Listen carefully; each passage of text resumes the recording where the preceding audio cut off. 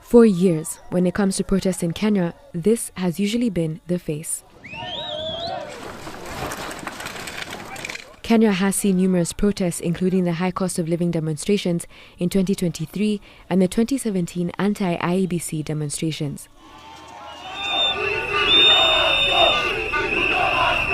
In the latest protest in the capital, it's the younger generation taking to the streets, a sight never seen before.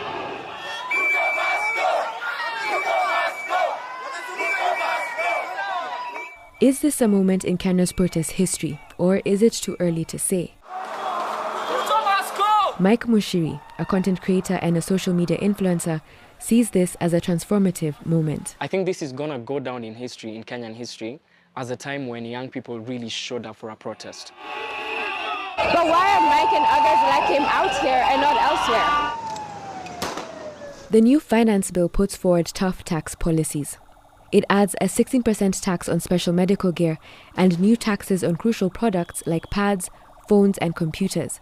For many young people, they see the changes directly affect them, giving them reason to demonstrate against the bill. Reject finance bill! I am honestly tired of decisions being made on behalf of us that do not benefit us. One of the things that did strike home close to home is the fact that they wanted to increase taxes on cancer treatment.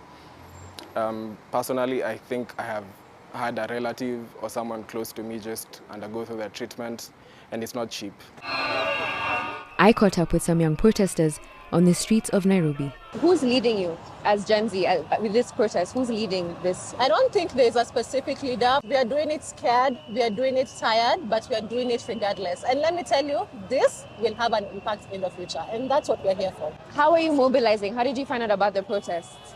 Online. I am a food influencer, and so every information is online. There was also a USSD code in case you do not know where you need to be or who you need to be with. And I love the fact that the organizers have put in place contacts and every detail that you will need to make this protest successful.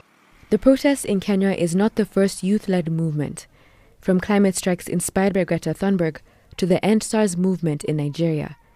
Here in Kenya, it's government financial policy that is bringing people out. It's not that we do not want to pay tax. We are just uncomfortable with every time it's a tax hike, every year it's something different, and unfortunately we don't actually get to see where the money is going. Some government officials like Isaac Mwaura claim the protests are politically motivated. The government has dropped some of the controversial clauses that were unpopular and likely to raise the cost of living. They include a 2.5% motor vehicle tax and a 10% to 20% increase in mobile money transfer fees, which protesters argued would directly impact their daily lives and financial well-being.